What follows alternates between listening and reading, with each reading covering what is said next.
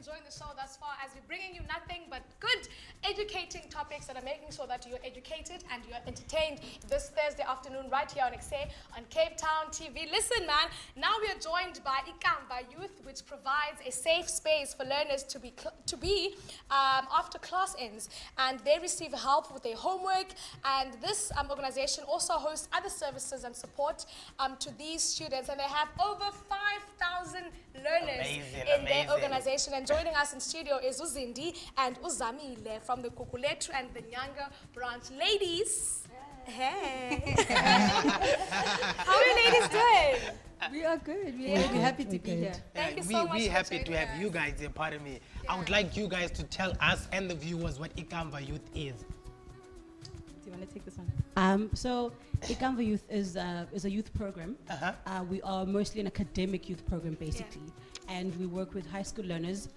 Most of the times we work with learners from grade 9 to grade 12. And we provide after-school sessions. And we are based in township communities. Okay. So yeah, we provide tutoring, which is our biggest portfolio, right? So our sessions are from between 3 to 5, and then we also have sessions on Saturdays because Saturdays are longer and we are able to access our learners. So where you guys based quickly?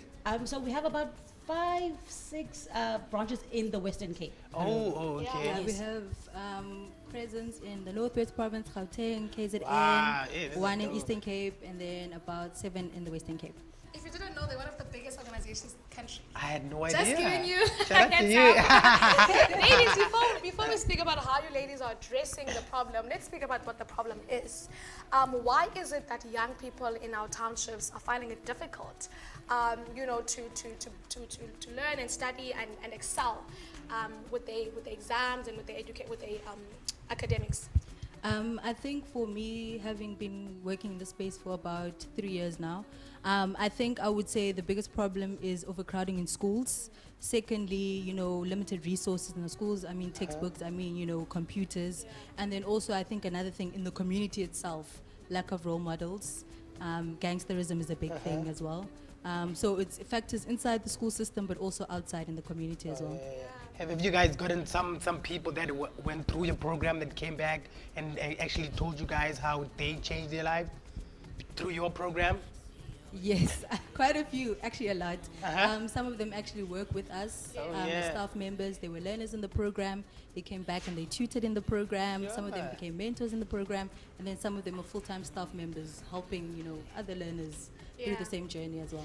And what's your approach into into helping these students? What kind of mechanism do you look at into saying we want to get those students to come out and be the story of success? What is your approach?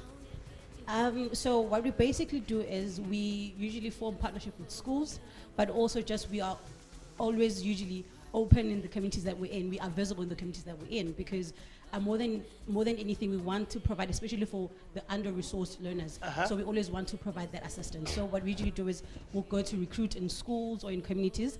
And also our criteria usually, like some programs, they'll say, we look at how maybe someone is passing like in the 80s.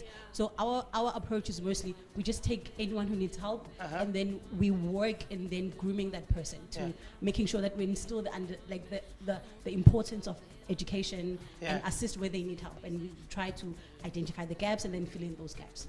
So almost like therapy, almost, education where you guys, therapy, yes. And I think just before, do you guys look at a holistic approach? Also, do you have a holistic approach to saying we're not only looking, because it's not only maybe the classroom issue, as you said, there are also external issues. How do you go about making sure that the kids don't look at those issues, holistically, because what happens outside affects them inside. So how do you solve or rather help impact the external issues?